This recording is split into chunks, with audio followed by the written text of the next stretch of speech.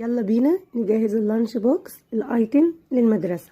اللهم صل وسلم وبارك على سيدنا محمد وعلى آله وأصحابه أجمعين. أول حاجة كده ايتم طبعا جهزت لها اللانش بوكس وطلعت على المدرسة، هي دلوقتي في المدرسة. تعالوا ما اقول لكم انا اديتها ايه في اللانش بوكس.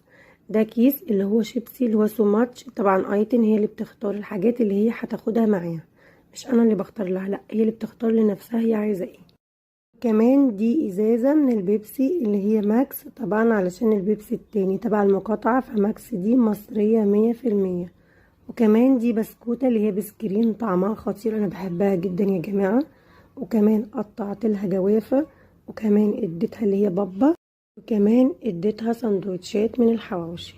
طبعا انا بحب انوع لها في الاكل، يعني كل مرة بحب اديها حاجة مختلفة علشان ما تزهقش. بس طبعا الشيبسيات والبسكوت والحاجات دي هي اللي بتختارها على ذوقها.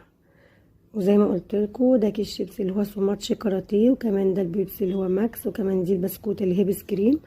كمان قطعت لها جوافة، وكمان اديتها بابا، وكمان اديتها سندوتشات الحواوشي.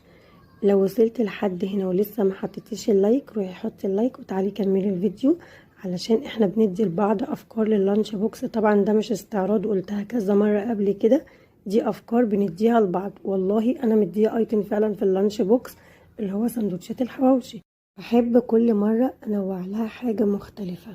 فطبعا ده اللي هو الحواوشي اللي هو الفطير، اديتها 3 من سندوتشات الحواوشي. طبعا احنا بندي لبعض افكار، علشان كل واحد بيقول مثلا انا بدي بنتي كذا، فكل مرة مثلا انت عايزة تدي بنتك حاجة مختلفة بتفتحي اليوتيوب تتفرجي على افكار لللانش بوكس، تلاقي حاجات مختلفة تديها لبنتك. وطبعا كل واحد يا جماعة بيمشي على قد ظروفه، وربنا يعين الناس جميعا يا رب. طبعا زي ما قلت لكم دي افكار لللانش بوكس. طبعا الصوت اللي انتوا سامعينه ده صوت المدرسة، لان الاطفال طبعا في المدرسة. هو ده افكارنا لللانش بوكس النهارده. انتظروني في فيديوهات كتيره جدا ان شاء الله، هنزل لكم افكار كتير عن اللانش بوكس، وهنزل لكم فيديوهات كتير متجدده وحاجات مختلفه.